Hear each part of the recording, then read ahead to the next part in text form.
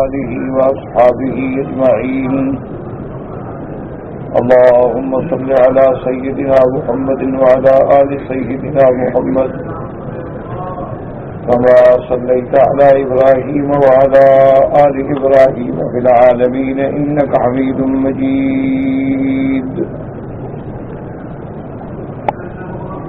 أعوذ بالله من الشيطان الرجيم. بسم الله الرحمن الرحيم. والبدن جعلناها لكم من شعائر الله لكم فيها خير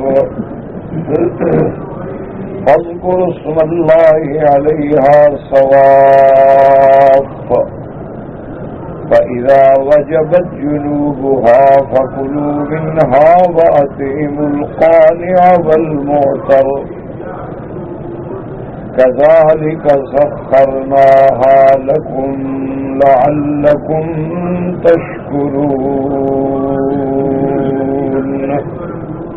قال المؤلف المفسر رحمه الله تعالى: أدام النفع بعلومه وعلومكم في الدارين آمين. إلى أن قال: يقول تعالى ممتنا على عبيده فيما خلق لهم من البدن وجعلها من شعائره، وهو أنه جعلها تهدى إلى بيته الحرام، بل هي أفضل ما يهدى إليه، كما قال تعالى: لا تحلوا شعائر الله ولا الشهر الحرام ولا الهدي ولا القلائد ولا آمين البيت الحرام. اب مفسر رحمۃ اللہ علیہ ان آیات کی تفسیر فرماتے ہیں کہ ان آیات میں اللہ نے اپنے بندوں پہ احسان کا ذکر فرمایا کہ جو ہم نے تمہارے لیے جانور پیدا کیے ہیں، تو اللہ نے فرمایا یہ میرا کتنا انعام ہے کہ میں نے تمہارے صرف کھانے پینے کی چیزیں نہیں بلکہ تمہارے لیے جانور جاندار چیزیں بھی پیدا فرمائی ہیں، اور اس کے کئی قسم کے انواع ہیں. وَمِنَ الْإِبِلِ اثْنَيْنِ، اسی طرح یا بقر اثْنَيْنِ، اسی طرح یا ضأن اثْنَيْنِ. تو اللہ تبارک و تعالی نے ہر چیزوں کے جوڑے بنائے. اللہ نے گائے پیدا فرمائی، بھینسیں پیدا فرمائی، بکریاں پیدا فرمائیں، دمبے پیدا فرمائے، اونٹ پیدا فرمائے. تو یہ ساری چیزیں اللہ کی نعمتیں ہیں کہ یہ تمہارے لیے اللہ نے مسخر فرما دیا ہے.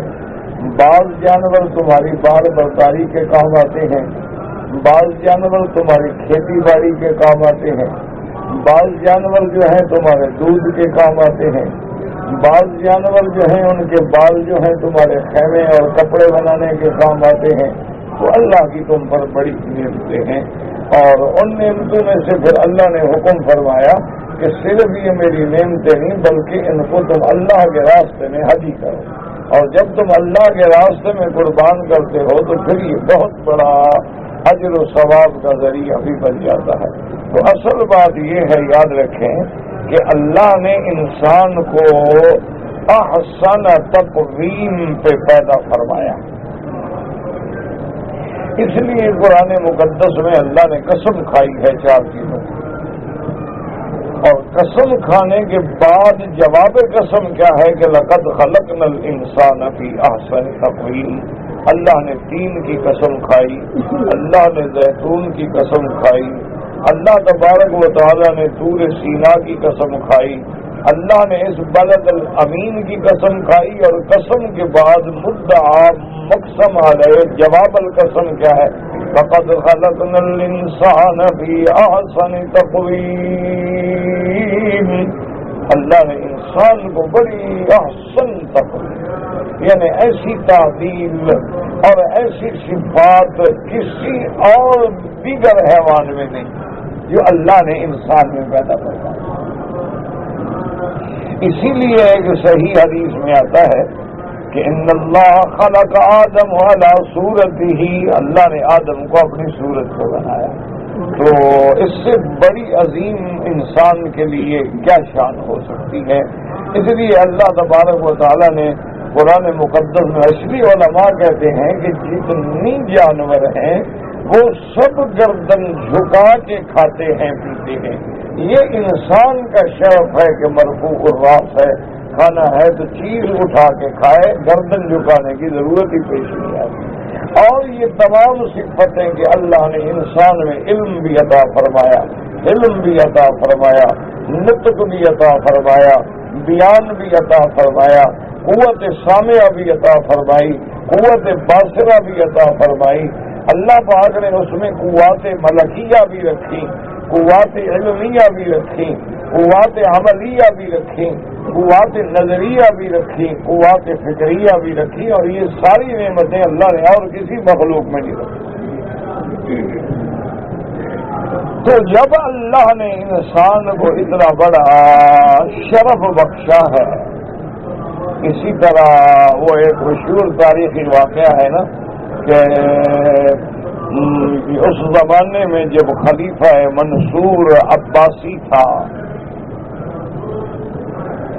چونکہ بنو عباس کا دور جو ہے یہ بھی بڑا طویل دور حکمرانی ہے، اسی طرح بنو امیہ، بنو عباس، اس کے بعد پھر خلافت عثمانیہ، اور اس کے بعد پھر اسلام میں کمزوریاں شروع ہو گئی۔ تو ابھی منصور جو تھا، منصور عباسی خلیفہ جو تھا، اس کا ایک وزیر تھا عیسیٰ ابن یحییٰ۔ وہ ایک دن اپنے محل پہ بیٹھا تھا اپنی بیوی کے ساتھ، اور اس کو بیوی سے بڑی محبت تھی۔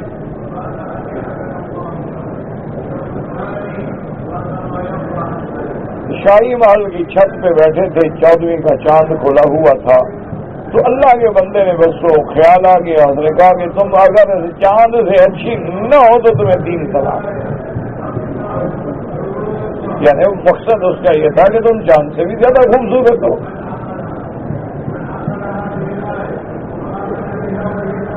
اچھا، آج کے دور کی عورت تو نہیں تھی نا، جب اس نے کہا تو وہ عورت تو فوراً کھڑی ہو گئی، اور اس نے چہرے میں کپڑا ڈال لیا، اس نے کہا خلاص میں تم پہ حرام ہو گئی، 3 طلاق ہو گئی، اب رجوع تو ہو نہیں سکتا، لہذا اب تو میں ایک اجنبی عورت ہوں، اور ختم ہو گئی، اس کی اور چلی گئی۔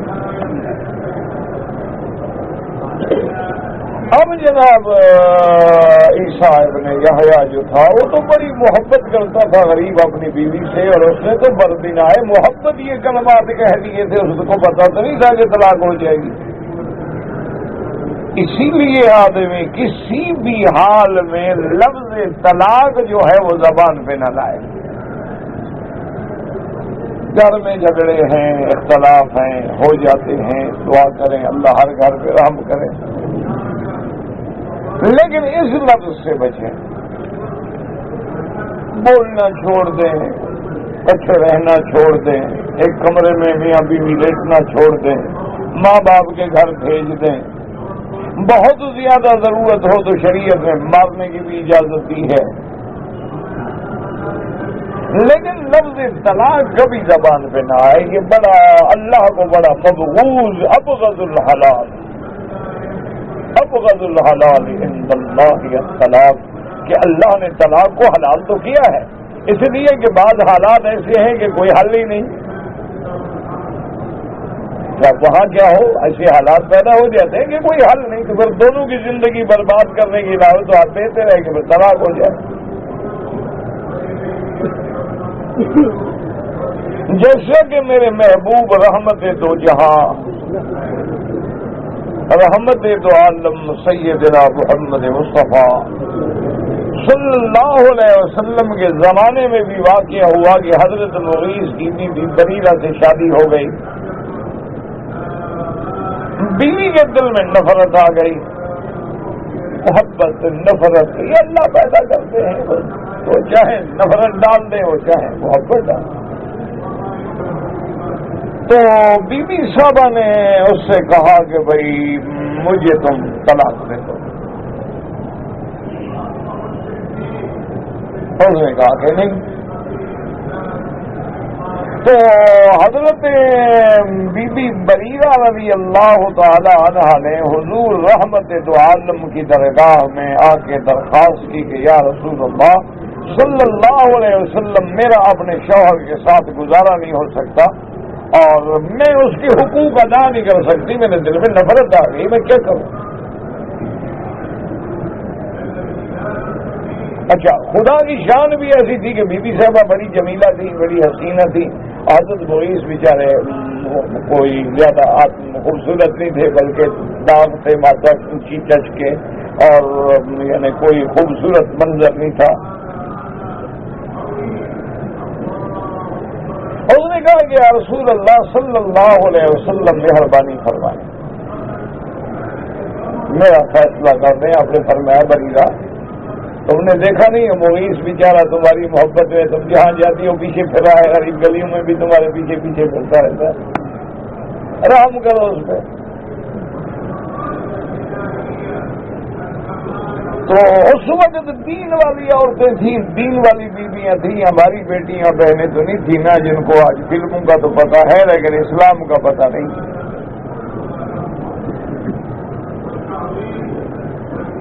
انہوں نے کہا کہ یا رسول اللہ صلی اللہ علیہ وسلم، آپ اگر مجھے حکم دیتے ہیں،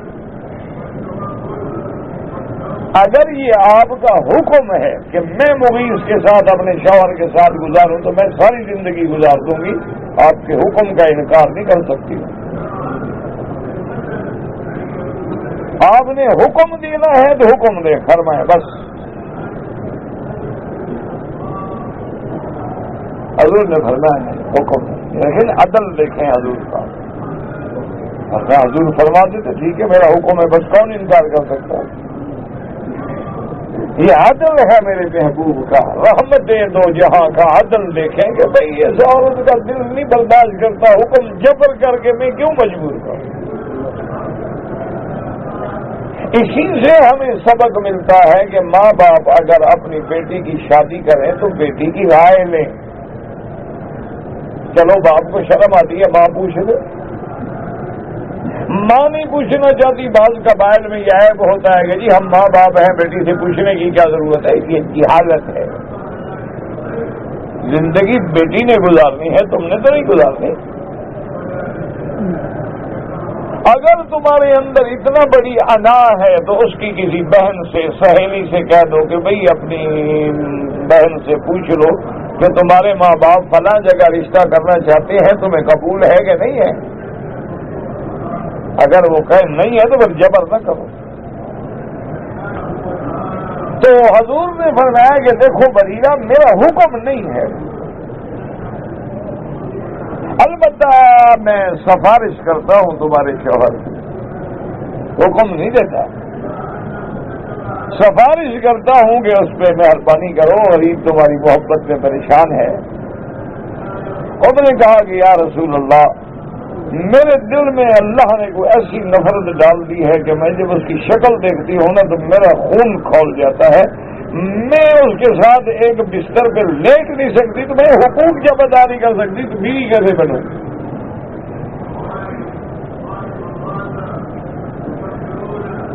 تو آپ نے فرمایا دیکھو بات سنو بریرہ، طلاق کا مطالبہ تم کر رہی ہو، شوہر تو تمہیں طلاق دینا نہیں چاہتا ہے، یہ تو خلو ہے کہ تم مطالبہ کر رہی ہو کہ مجھے شوہر چھوڑ دے۔ تو اگر شوہر چھوڑ دے تو اس نے تمہیں جو حق المہر میں دیا ہے، جو چیزیں دی ہیں وہ تمہیں ساری واپس کرنی ہوں گی۔ اور نے کہا یا رسول اللہ وہ بھی لے لے، مجھ سے کچھ اور بھی لے لے،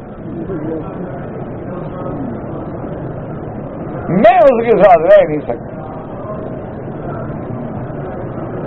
تو یہ اللہ کی شان ہوتی ہے۔ تو بہرحال دین والے لوگ ہوتے تھے، اس لیے وہ بیوی فوراً اٹھ کے کمرے میں چلی گئی۔ اس نے کہا بس السلام علیکم، آپ تو مجھے 3 طلاق دے دی ہے، میں کیسے چاند سے خوبصورت ہو سکتی ہوں؟ چاند سارے جہان کو منور کر رہا ہے، میں تو ایک کمرے کو بھی منور نہیں کر سکتی، تو میں چاند سے کیسے خوبصورت ہو گئی؟ تو جب نہ ہوئی تو طلاق ہو گئی۔ اب جناب وزیر صاحب کو بھی عقل آیا کہ میں کیا کر بیٹھا، جیسے ہمارے لوگ ہیں طلاق دینے کے بعد ان کو عقل آتی ہے، پھر مولوی کے پاس بھاگتے ہیں کہ جناب میں غصے میں تھا اور میں اس وقت بڑا جوش میں تھا اور جذبات میں تھا، اور پھر میں نے جب طلاق لکھی تھی بیوی نے سنی نہیں ہے، اور میں نے رجسٹری بھیجی تو اس نے لی نہیں ہے، پر اللہ کے بہانے بنائے طلاق ہے، تمہارے منہ سے نکلی گولی لگ گئی، خلاص السلام علیکم، کوئی سنے سنے نہ سنے نہ سنے، اللہ تو سن رہا ہے۔ یہ کوئی ضروری نہیں ہوتا کہ طلاق کے وقت عورت موجود ہو نہ ہو، تم نے لکھی اور طلاق دے دی بھیجی نہ لے، یہ تھوڑا کوئی قانون ہے کہ طلاق نہ لو تو بس لہٰذا نہیں اثر کرے گی، لے لو تو اثر کرے گی، تو تمہارے منہ سے نکلی طلاق ہو گئی۔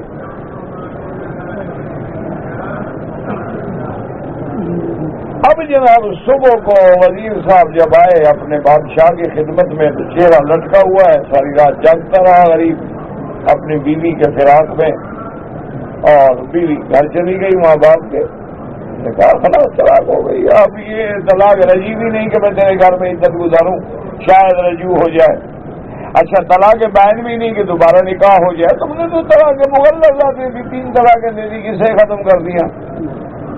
ان کے نزدیک 3 طلاق جو ہے 3 ہوتی تھی، وہ بعض ائمہ فرماتی ہیں کہ ایک مجلس میں 3 طلاق جو ہو 1 شمار ہوتی ہے۔ تو بہرحال چونکہ بنو عباس کے دور میں تو فقہ حنفی کا رواج تھا۔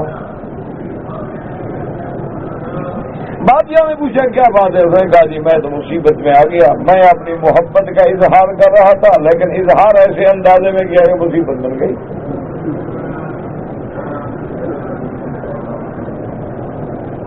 تو بادشاہ نے علماء کو طلب کیا، ان سے سامنے مسئلہ رکھا کہ بھائی میرا وزیر پھنس گیا بیچارہ، کوئی حل نکالو۔ انہوں نے کہا جناب طلاق تو ہو گئی۔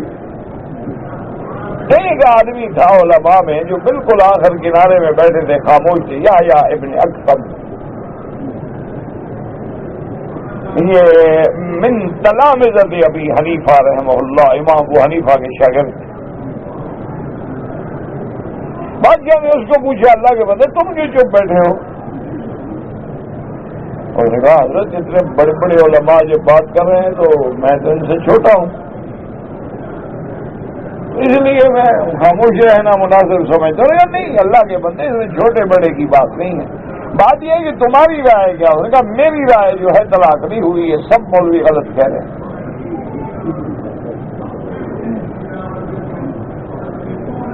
بادشاہ نے کہا کیسے؟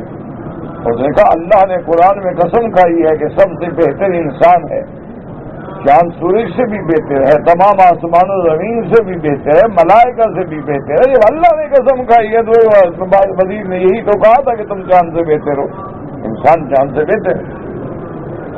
لقد خلقنا الانسان فی احسن تقویم، یہ اللہ نے قرآن میں قسم کھائی ہے۔ اور پھر انسان ہی تو ہے جو آسمانوں کو بھی مسخر، اپنا چاند کو بھی مسخر کر ڈالے گا۔ اب دیکھا نہیں چاند پہ پہنچ گیا، اب الاٹمنٹ بھی شروع ہو گئی، زمینیں پلاٹ بکنے بھی شروع ہو گئے۔ ابھی جس کو تم مذاق سمجھتے ہو، کبھی ہوائی جہاز کو بھی تم مذاق سمجھتے ہو۔ جب نیا نیا ٹیلی فون آیا تھا ہمارے ایک استاد تھے، بہت بڑے عالم تھے، بہت بڑے بزرگ، بلکہ میرے استادوں کے بھی استاد ہوں گے، بہت بڑے عالم۔ تو جب ٹیلی فون آیا تو کسی شاگرد نے ان کو ٹیلی فون دکھایا کہ حضرت ایک نئی چیز آ گئی ہے، ٹیلی فون میں بات کر سکتا ہے آدمی، ادھر سے آپ چاہیں تو اپنا دوسرے آدمی سے بات کر لیں۔ وہ جب بات کی وہ فوراً پھینک دیا انہوں نے، سیدھے سادھے انہوں نے کہا یہ تو شیطان بات کر رہا ہے، میں نہیں بولتا، یہ کیا ہے بھائی، کوئی پلاسٹک کا ٹکڑا ہے اور بات کرتا ہے؟ میں یہ تو کوئی شیطان ہے، اس میں تو کوئی جن کو کیا۔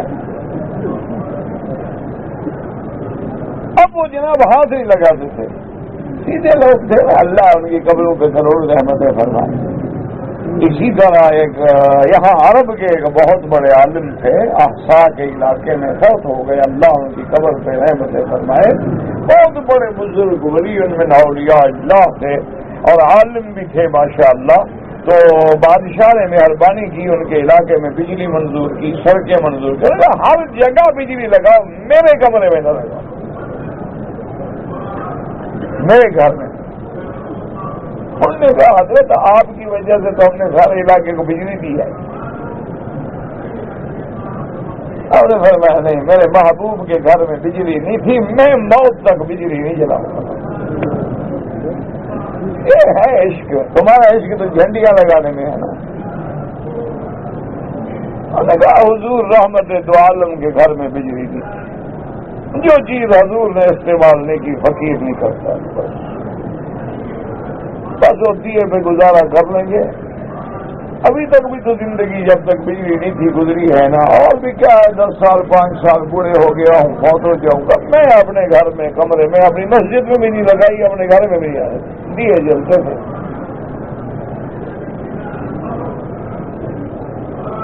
اللہ اکبر. اللہ ان کی قبروں پہ کروڑوں رحمتیں فرمائے. تو طالب تو بڑے تیز ہوتے ہیں نا. طالب تو طالب ہوتا ہے نا آدمی.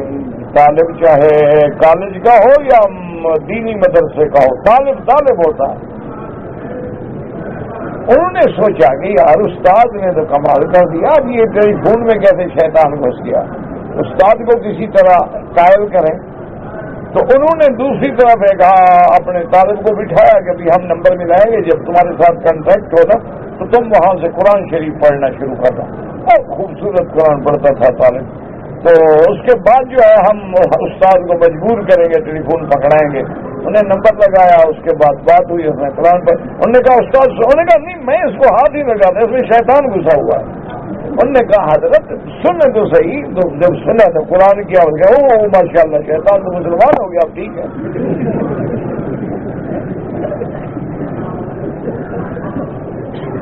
اچھا ہوا یار، یہ دیکھو شیطان نے قرآن پڑھ لیا، اسلام لے آیا.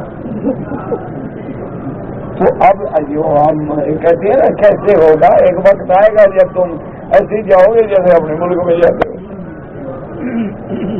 اور یہ کوئی نئی چیز نہیں ہے. اللہ نے فرما دیا کہ علم الانسان ما لم یعلم. اللہ نے فرمایا کہ ہم نے انسان کو وہ علم عطا فرمایا ہے جو وہ نہیں جانتا. دوسری جگہ فرماتے ہیں وَيُعَلِّمُكُم مَّا لَمْ تَكُونُوا تَعْلَمُونَ. اور اسی طرح اللہ نے فرمایا کہ اب تو تمہارے سامنے یہ سواریاں وَالْخَيْلَ وَالْبِغَالَ وَالْحَمِيرَ لِتَرْكَبُوهَا وَزِينَةً وَيَخْلُقُ مَا لَا تَعْلَمُونَ. اللہ نے فرمایا ہم نے تمہارے لیے گھوڑے بنائے، خچر بنائے، گدے بنائی، سواری کرو، زینت ہے، بار برداری کرو. لیکن ہم ایسی سواریاں پیدا کریں گے آنے والے وقتوں میں جن کو تم جانتے بھی نہیں ہو. اللہ نے قرآن میں سب کہہ دیا ہے، لیکن قرآن کو تم نے تو طویلوں کے لیے رکھ لیا ہے نا، یا مردے بخشوانے کے لیے. زندگی میں پڑھتے نہیں، مردے کے اوپر پھر وہ بخشا جائے گا. اللہ اکبر. بس جیسا کسی کا دماغ ہے دین کو پھیر دیتے ہیں، خود نہیں بدلتے، دین بدل دیتے.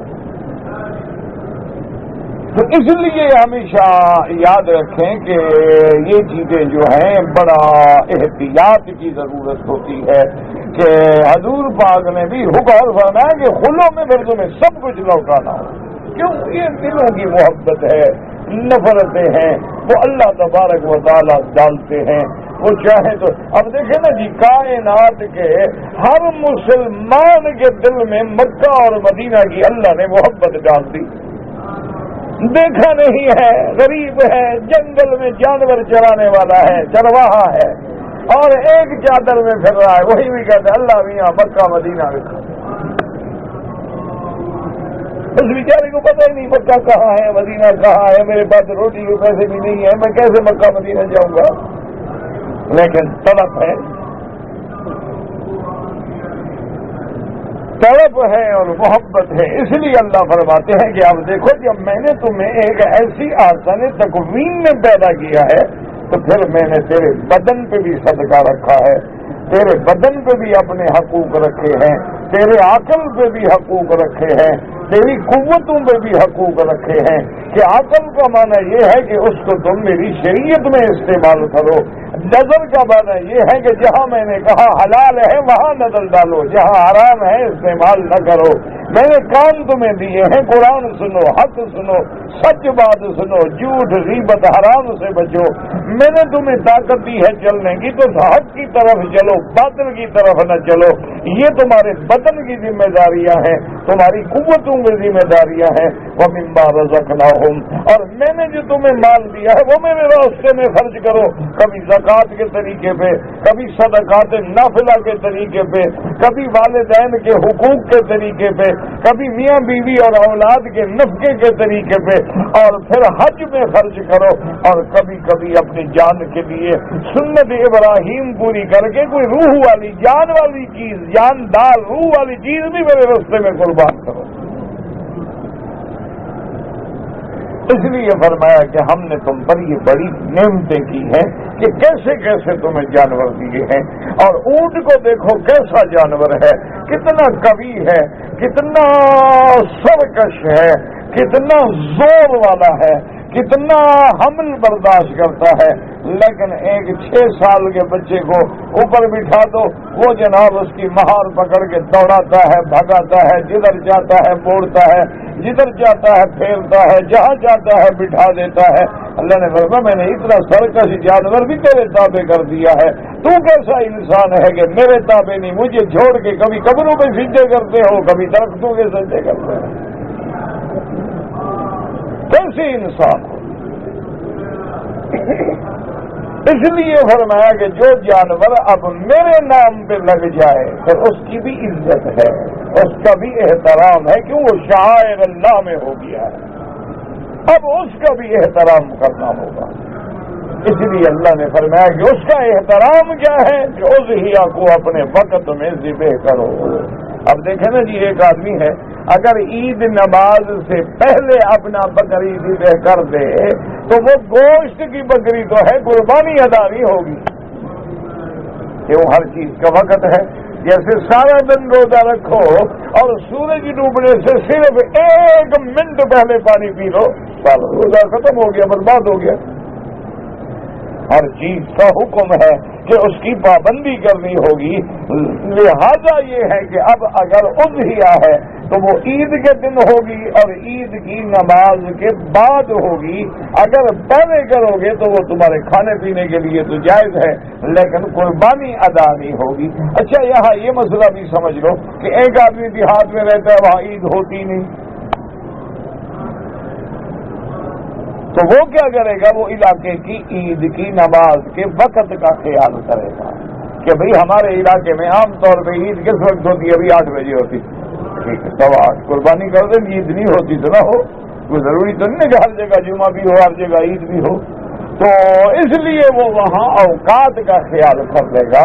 اچھا یہ تو ہو گیا اضحیہ، لیکن جو چیزیں ہم نے حج کے لیے بنائی ہیں وہ تو ما سوائے حرم کے ذبح ہو نہیں سکتی ہیں، غیر حرم میں 100 بکری ذبح کرو ادا نہیں ہوگی، کیونکہ ثم مہلھا إِلَى الْبَيْتِ الْعَتِيقِ کہ اس کا ہم نے جگہ مقرر کر دی ہے اور لازم کر دیا ہے کہ فَلْيَبْلُغُ الْهَدْيُ مَحِلَّهُ، قربانی کا جانور اپنے مقام پہ پہنچاؤ، لازم ہے کہ وہ حرم میں ذبح ہو۔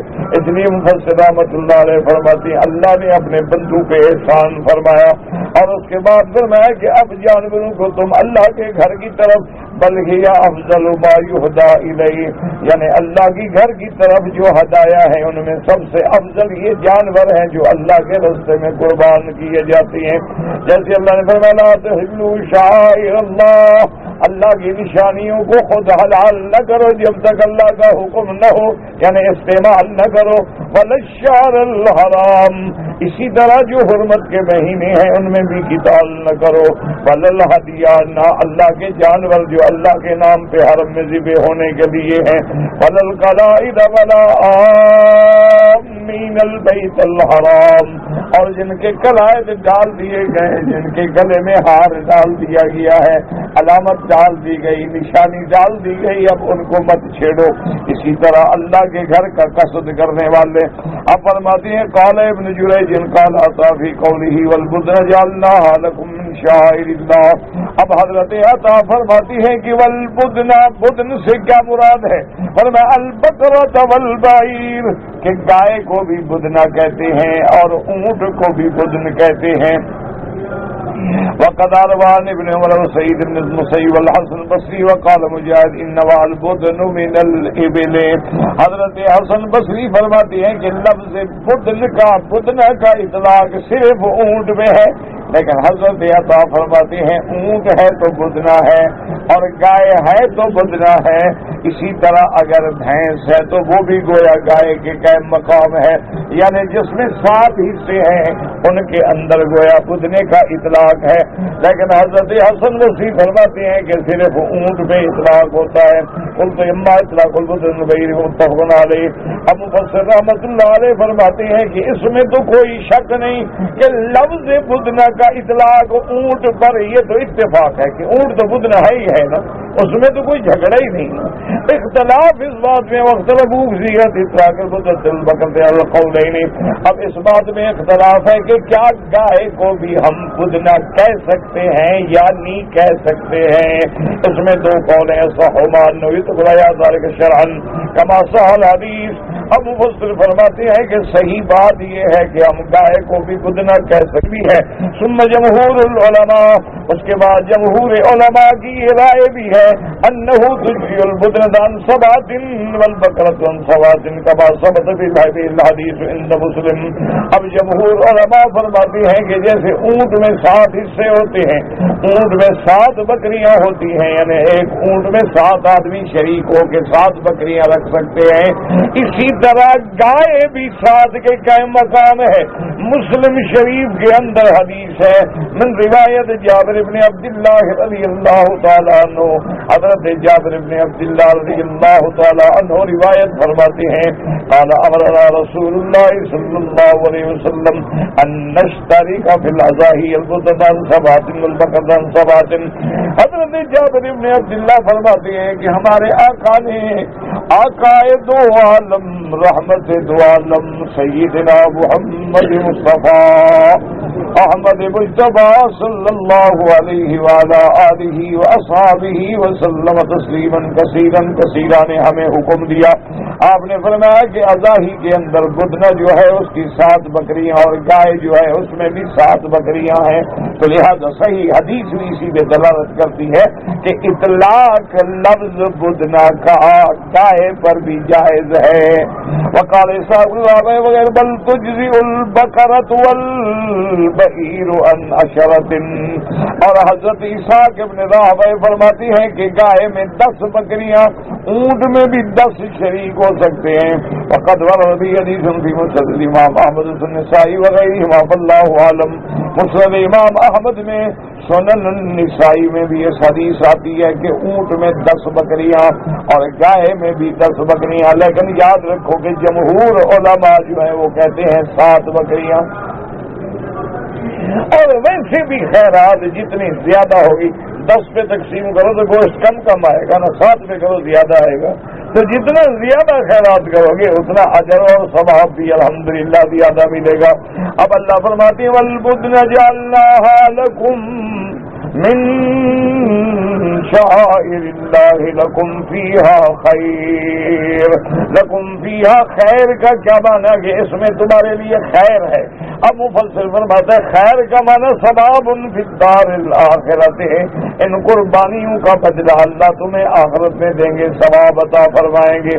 وعن سلیمان بن یزید الکعبی عن ہشام بن عروہ عن نبی عائشہ رضی اللہ تعالی عنہا ان رسول اللہ صلی اللہ علیہ وسلم قال ما عمل ابن آدم یوم النحر عملا احب الى اللہ من احراق الدم وإنها لتأتي يوم القيامة بقرونها وأزلافها وأشعارها وإن الدم ليقع من لا مكان قبل أن يقع من الأرض يطيبها نفسا۔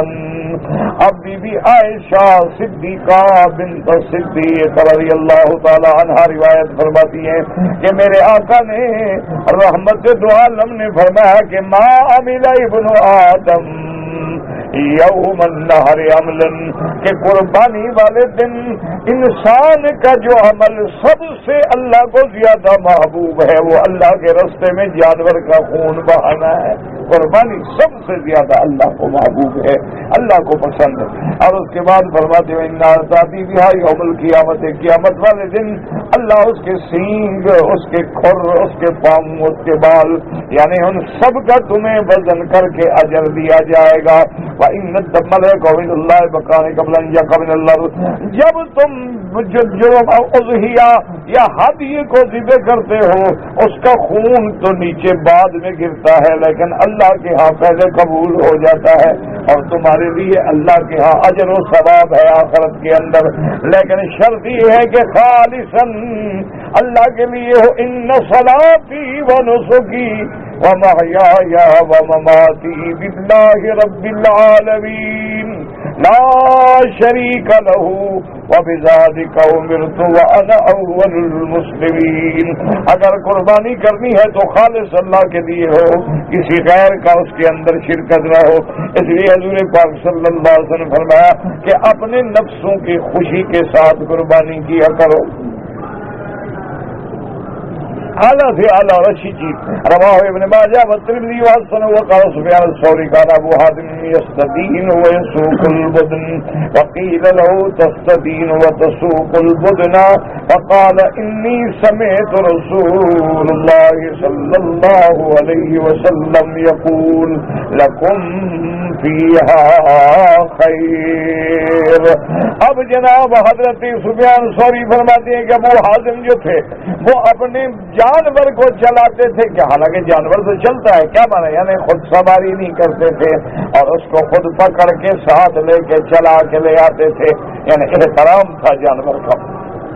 ویسے بھی مسئلہ یہی ہے کہ جب اونٹ یا جانور قربانی کے نام پہ معین کر دو اب اس کا دودھ لینا بھی جائز نہیں اور سواری کرنا بھی جائز نہیں، الا مجبوری ہو۔ اگر کوئی مجبوری ہے، آدمی بیمار ہو گیا اور اونٹ ہے نہیں، کیا کرے؟ پھر استعمال کر سکتا ہے، بغیر عذر کے استعمال نہیں کر سکتا ہے۔ اور اس کے بعد فرماتے ہیں حضرت ابن عباس رضی اللہ تعالیٰ عنہ قال رسول اللہ صلی اللہ علیہ وسلم من نذیرۃ فی یوم عید۔ حضرت ابن عباس فرماتے ہیں کہ حضور پاک نے فرمایا کہ عید والے دن جتنا پیسہ خیرات کرو وہ قربانی کا بدلہ نہیں ہو سکتا۔ اصل بات یہ ہے کہ اس دن قربانی کا حکم ہے اور وہ ہر چیز سے زیادہ اللہ کو محبوب ہے۔ رواہ الدارقطنی فی سننہ وقال مجاہد لکم فیہا خیر، کیا مانا اجر و منافع، تمہارے لیے اجر بھی ہے نفع بھی ہے۔ وقال ابراہیم النخعی الکباوی علی الوضاء احتاج علیہ، حضرت ابراہیم نخعی رحمۃ اللہ علیہ فرماتے ہیں کہ اگر محتاج ہے، ضرورت مند ہے تو اس کا دودھ بھی لے سکتا ہے، اور ضرورت مند ہے تو اس پہ سواری بھی کر سکتا ہے، لیکن بغیر ضرورت کے نہ کرے سواری۔ کہ جب اللہ کے نام پر ایک چیز ہو گئی ہے تو بس اس کے بعد کسی اور چیز میں اس کو استعمال نہ کریں۔ اللہ فرماتے ہیں فاذکروا اسم اللہ علیہ صواف وعن المطلب بن عبد الله بن حنطب بن جابر بن عبد الله قال صليت مع رسول الله صلى الله عليه وسلم عيد الاضحى فلما انصرف أتي بكبش فذبحه وقال بسم الله والله اکبر اللهم هذا عني وعمن لم يضع من امتي۔ رواه احمد وابو داود والترمذی رحمہ اللہ تعالی علیہم اجمعین۔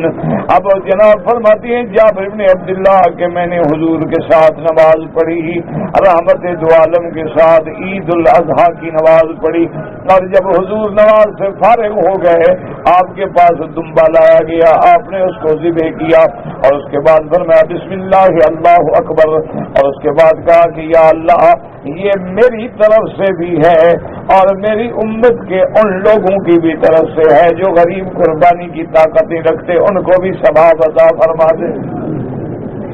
اللہ اکبر۔ رواه احمد وابو داود والترمذی وقال محمد بن اسحاق یزید بن ابی حبیب بن باز بن جابر قال ضحى رسول اللہ صلی اللہ علیہ وسلم بکبشین فی عید، دو دمبے، وقال حين وجهت وجه الذي فطر السماوات والارض حنیفا وما انا من المشرکین۔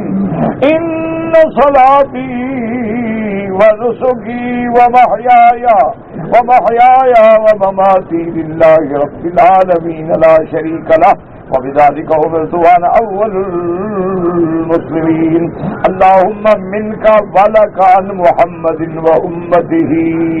حضور پاک نے جب قربانی فرمائی تو روایت میں آتا ہے کہ 2 دمبے ذبح فرمائے اور اس کے بعد قرآن کی یہ آیت پڑھی اور اس کے بعد کہا اللهم منك تجھ کی طرف سے اور تیرے لیے ہے ان محمد وامته کہ یا اللہ یہ قربانی اپنے نبی حضرت محمد مصطفیٰ اور میری ساری امت کی طرف سے قبول فرما. ثم سم اللہ اکبر ذبح. اس کے بعد آپ نے بسم اللہ اللہ اکبر پڑھا اور ذبح فرمایا. وعن علی بن الحسین عن ابی رافع ان رسول اللہ صلی اللہ علیہ وسلم قال اذا ضحى اشراك بشيء سمينين اقرنين املحين فاذا صلى وختم الناس باحدهما وهو قائم في مصلى وذبحه بنفسه بالمدية. حضرت علی بن الحسین حضرت حسین کے بیٹے ہیں تو حضرت حسین نے بیٹے کا نام اپنے باپ پہ رکھا حضرت علی ابن حسین. تو اور یہ روایت فرماتے ہیں کہ حضور پاک جب قربانی کرنی ہوتی تو آپ 2 دمبے خریدتے تھے اور دونوں دمبے جو ہیں سمین نئے موٹے موٹے اور سینگوں والے دمبے. ہم تو ڈھونڈ کے مردہ ڈھونڈتے ہیں نا یہ چل نہ سکتا ہو خدا کے نام میں اتارو جان چھڑاؤ غلط نکال. اللہ اکبر. حضور چن کے لیتے تھے.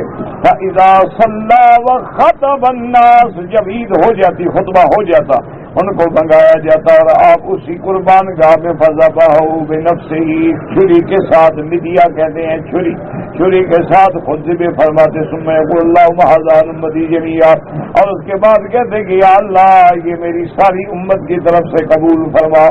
من شہد لک بالتوحید وشہد لی بالبلاغ. میری امت کی طرف سے ان لوگوں کے لیے ہے جنہوں نے توحید کا سبق یاد رکھا اور میری رسالت میں ایمان لے آئے. اس کے بعد ثم یؤتی بالآخر فیذبحہ بنفسہ پھر دوسرے دمبے کو ذبح کرتے صرف اپنی ذات کے لیے اور فرماتے ھذا عن محمد وآل محمد یہ میری طرف سے میری آل کی طرف سے ہے. وَيَطْعَمُهَا يَمِينَ الْمَسَاكِينِ يَأْكُلُهَا عَدُوٌّ مِّنْهُمَا اور آپ سارے کا کھانا غریبوں کو دیتے لیکن خود بھی کچھ گوشت لے کے آپ بھی تناول فرماتے تھے. واللہ اعلم.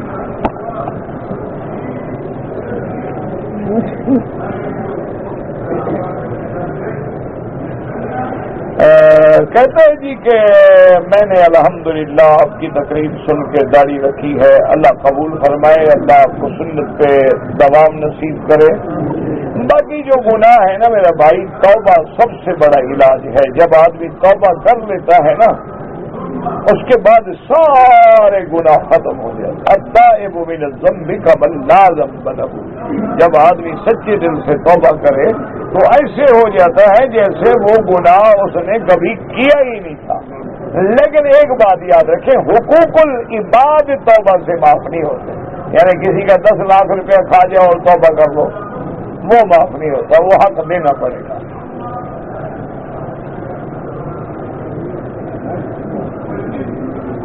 کہتے جی کہ ایک آدمی نے عمرہ کیا صفا مروہ دوڑ کے ابھی بال نہیں کٹائے تھے کہ نماز کا وقت ہو گیا. بالکل نماز پڑھے فارغ ہو کے آرام سے بال کٹوائے احرام میں رہے نماز پڑھے. اچھا احرام نہ کھولے سارا دن پھرتا رہے احرام میں کوئی بات نہیں کوئی مسئلہ نہیں.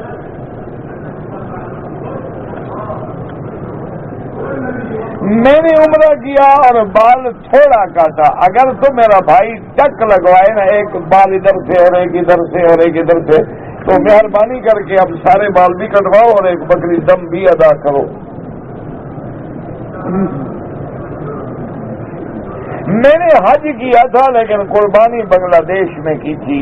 میرا بھائی ایک ہے قربانی جو مسلمان ہر سال عید پہ کرتے ہیں اپنے اپنے ملکوں میں وہ آپ بنگلہ دیش میں بھی کر سکتے ہیں پاکستان میں جہاں چاہے کر سکتے ہیں. ایک ہے حج کی بکری وہ حرم میں دینی ہوگی. اب اگر آپ مکے میں رہتے ہیں اور آپ کا حج افراد تھا تو حج افراد والے پر بکری ہوتی نہیں. قربانی جو کرنی تھی تو میں نے اپنے ملک میں کرا دی. ٹھیک ہو گیا.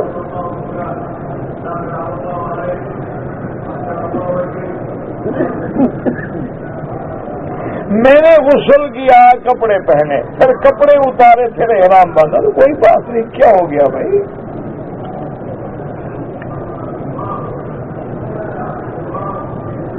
کہتے جی کہ بعض لوگ جو ہیں اپنے سر پہ ہاتھ رکھ کے یا قوی اللہ کے نام سے پڑھتے ہیں. بعض علماء کہتے ہیں بھی اگر حافظہ کمزور ہے، دماغ پہ اثر ہے، تو اللہ کے نام سے پڑھا جائے تو اللہ شفا دے. بعض لوگ اللہ کے نام پڑھ کے آنکھوں پہ پھیر، اللہ کے نام کے ساتھ جو بھی دعا مانگو، جو پڑھو، دم کرو، انشاءاللہ جیسے معوذتین ہے، قرآن ہے، سب ٹھیک.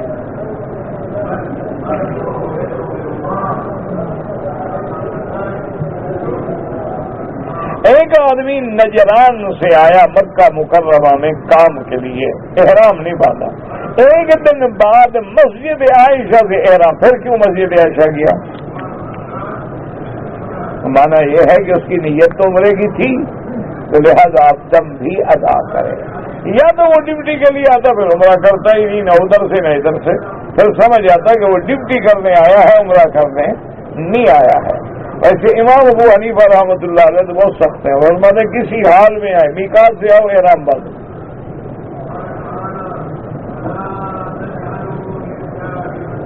کہتے جی کہ ایک آدمی کا لاٹری میں 3 ارب نکل آیا ہے کسی کافر ملک سے. ان سے تو لے لو،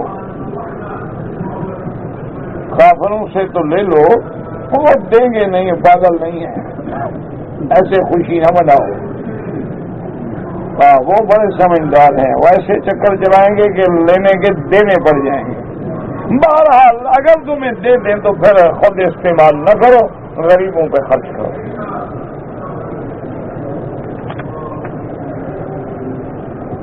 ٹوپی کے بغیر نماز ہو جاتی ہے، قمیص بھی اتار دو تو ہو جاتی ہے.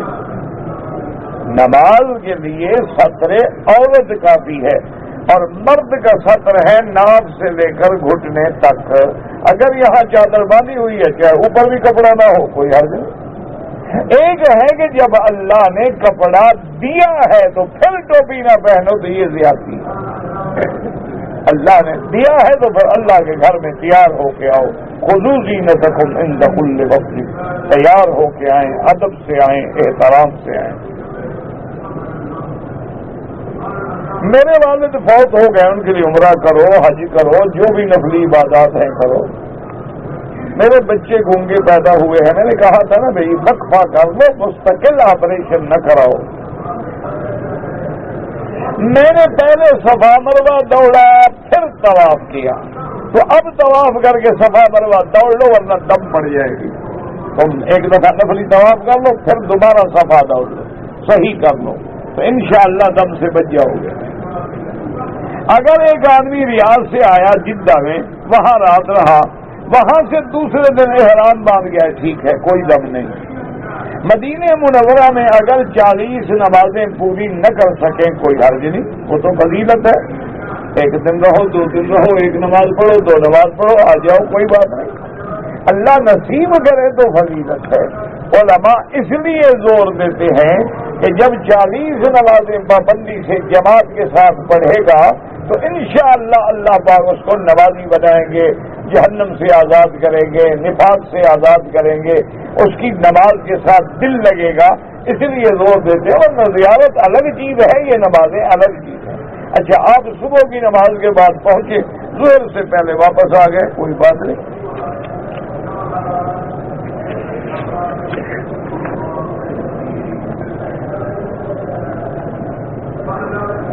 کسی نے غصے میں اپنی بیوی کو طلاق دی تو غصے میں ہی دیتا ہے، محبت میں بھی کبھی کوئی دیتا ہے نہیں. جب بھی طلاق دے گا اللہ کے بندے جھگڑے میں غصے میں دے گا. کبھی ایسا ہوا ہے کہ جائے اور کہے کہ آج مجھے آپ سے بہت پیار آ رہا ہے، بطور تحفہ ایک عدد طلاق قبول فرماؤ؟ کہ کبھی کسی الو کے بیٹے نے کہا ہے؟ اللہ کے بندے غصے میں کہا، کسی نے کہا طلاق پکا کام ہے، ٹھیک ٹھاک ہو گئی. طلاق پہلے دیتے ہیں، مسئلہ بعد میں پوچھتے ہیں. اللہ کے بندو طلاق سے بچو، طلاق سے اللہ کا عرش ہل جاتا ہے۔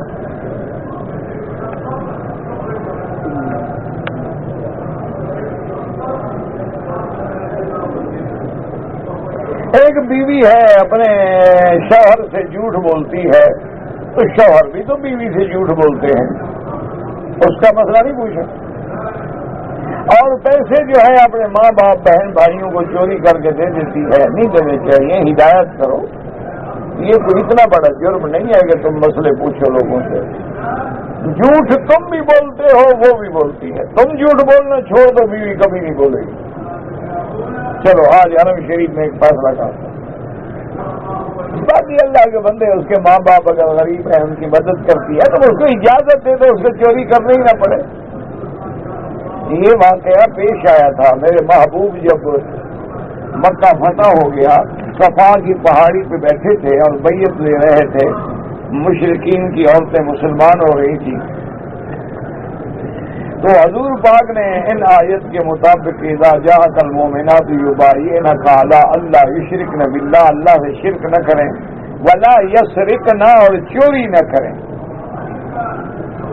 تو ایک بیوی نے کہا کہ یا رسول اللہ میرا خاوند جو ہے تو بڑا خان بڑا سردار لیکن ہے بخیل، مجھے پیسے نہیں دیتا، تو میں کبھی کبھی اس کے پیسے چرا لیتی ہوں۔ تو حضور نے فرمایا ضرورت کے لیے جائز ہے، اور وہ ابو سفیان حضور کی چچی تھی، ہندا تھی، تو ابو سفیان بھی بیٹھے تھے، کہا رسول اللہ میں جو کچھ اس نے میرا مال لیا میں نے معاف کیا، میں نے اس کو معاف کر دیا۔ حضور نے بھی پہچان لیا، میں ہندو میری چچی ہوں، انہوں نے کہا یا رسول اللہ نبی اپنی چاچی سے پردہ کرتا ہے؟ یہ کہتے ہیں جناب کسی سے نہ کرو۔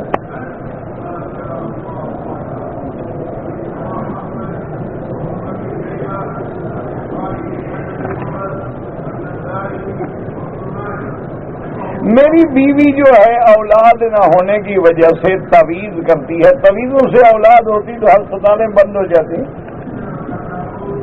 ڈاکٹر تو بھوکے مر جاتے۔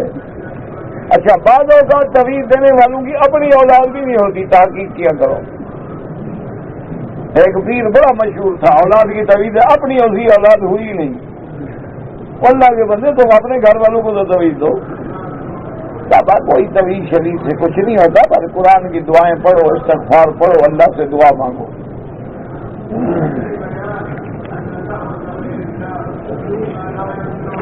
میں نے طواف کیا صفا مروا کے، میں نے 14 چکر لگائے، بار اللہ قبول کرے، غلطی کی تم نے، 7 ہونے چاہیے۔ مجھ سے نمازیں قضا ہو گئی، توبہ کرو، سب سے پہلی چیز ہے توبہ کرو، اللہ توبہ سے گناہ معاف کر دیں گے۔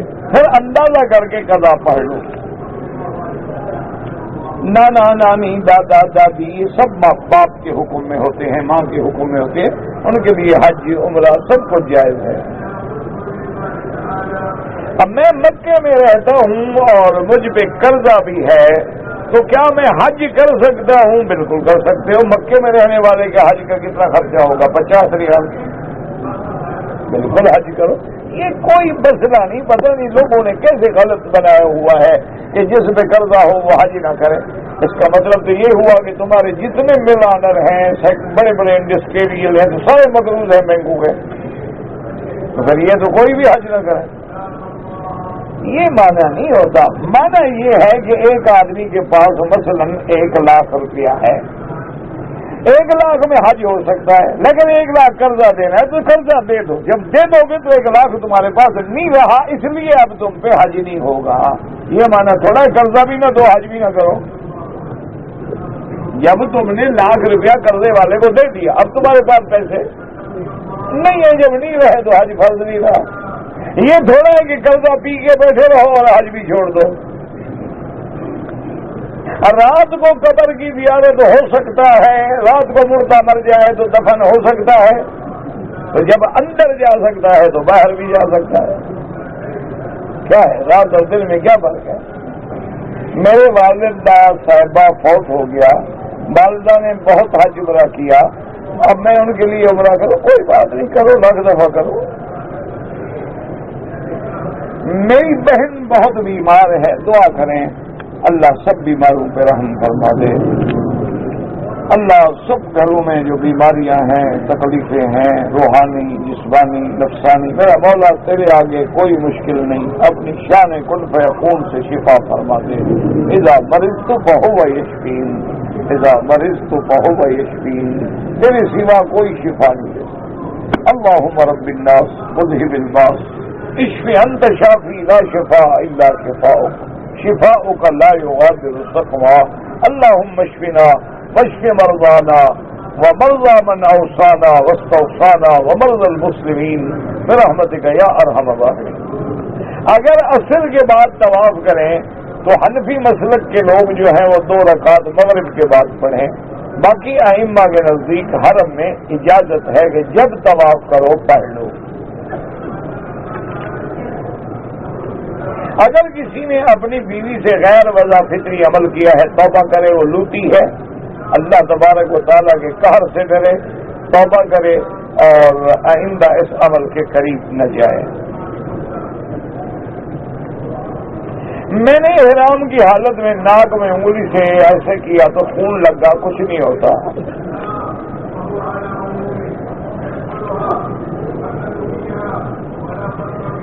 کہتے جی آپ ہمیں انگریزی کے مہینوں کے معنی بتلا رہے تھے، پھر وہ آپ کو موضوع بدل کیا، تو آپ خود انٹرنیٹ پہ ڈال لیں، جنوری معنی دیکھ لیں، سارے کام مجھ سے تو نہ کرواؤ نا۔ ایک آدمی اگر شریعت اسلام کو گالی دے، توبہ کرے، کلمہ پڑھے۔ اگر ایک میت ہے یا اموات ہے، اموات مانا جمع ہے، زیادہ میتیں ہیں، ایک میت ہے تو مانا ایک ہے، تو اس لیے فرق کوئی نہیں، دل میں نیت ہو نا، ایک کا پڑھ رہا ہوں یا 10 کا پڑھ رہا ہوں، جمع ہو تو نیت جمع کی ہو اور ایک ہو تو نیت ایک کی ہو۔ اگر آدمی زندہ ہے اور اس نے وصیت کی ہے کہ میرے لیے عمرہ کرو، ورنہ عمرہ اپنے لیے کرو، اس کے لیے دعا کرو۔ میں اپنی والدہ کو حج کرانا چاہتا ہوں، وہ پاکستان سے آئیں گی، اگر والدہ بوڑھی ہیں تو پھر تو بغیر محرم کے عورتوں کے ساتھ آ جائیں، اگر والدہ جوان ہے تو بغیر محرم کے نہ آئے۔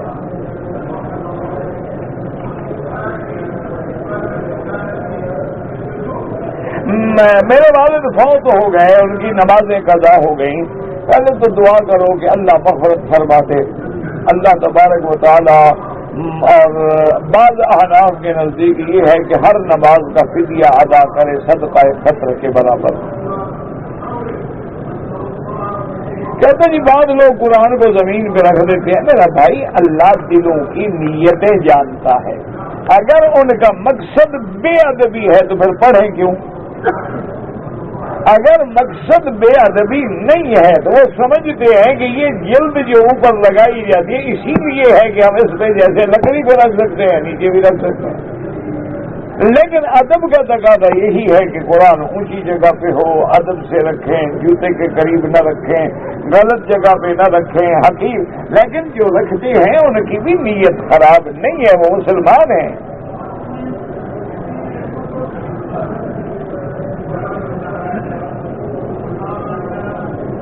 کہتے جی کہ جہاز میں ہم نے خوشبو والا ٹیشو استعمال کیا تھا، صدقہ کر دیں 4-5 ریال، اور اگر اس کو دھویا نہیں تھا اور وہ خوشبو دونوں ہاتھوں پہ لگی رہی 2, 4, 5, 6 گھنٹے پر دم پڑ گئی۔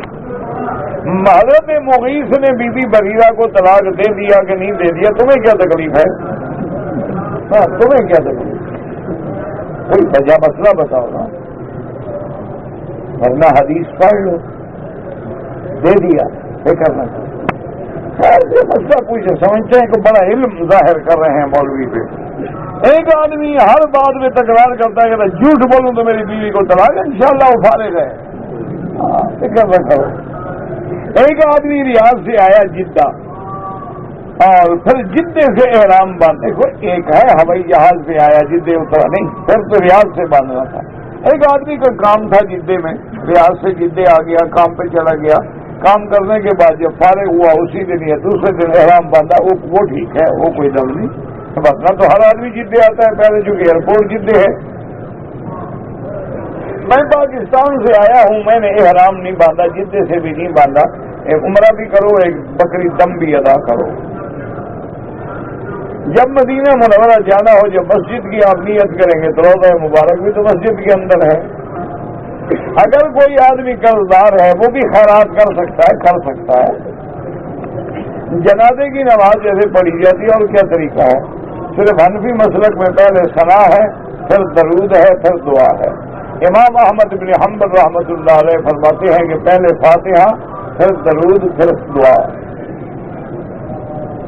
ہاں، بچے کی پیدائش میں اگر ضرورت ہے، بیوی کمزور ہے، بچے زیادہ ہو گئے ہیں، سنبھال نہیں پاتی، 1 سال 2 سال وقفہ کر لیا جائے تو جائز ہے. ایک آدمی طواف کرے افضل ہے یا کسی عالم کا درس سنے؟ علم سیکھنا فرض ہے، طواف تو نفل عبادت ہے. جمعہ کا خطبہ سننا فضیلت ہے یا طواف نفل ہے؟ خطبہ سننا واجب ہے، عقل کرو، خطبہ سنو. قریب بدر جو ہے، یعنی وہ کنواں جو بدر کے کنارے پہ تھا جس میں وہ ڈالے گئے تھے مشرکین قتل ہونے کے بعد، عید کی قربانی جو 2 دن کے بعد رہتی ہے، ہاں ٹھیک ہے، بالکل جائز ہے. 10 11 12 بعض ائمہ کے نزدیک 13 تک. والد کے لیے حاجی کریں، بالکل کریں. ایک آدمی نے اگر دودھ گائے لیا ہے، اس کو پال رہا ہے، دودھ لیتا ہے، بالکل جائز ہے. جس دن قربانی کی نیت کر لو اس کے بعد استعمال نہ کرو. آدمی قربانی کی نیت تو اینڈ ٹائم جا کے کرتا ہے، 2 سال پہلے تھوڑی کر لیتا ہے.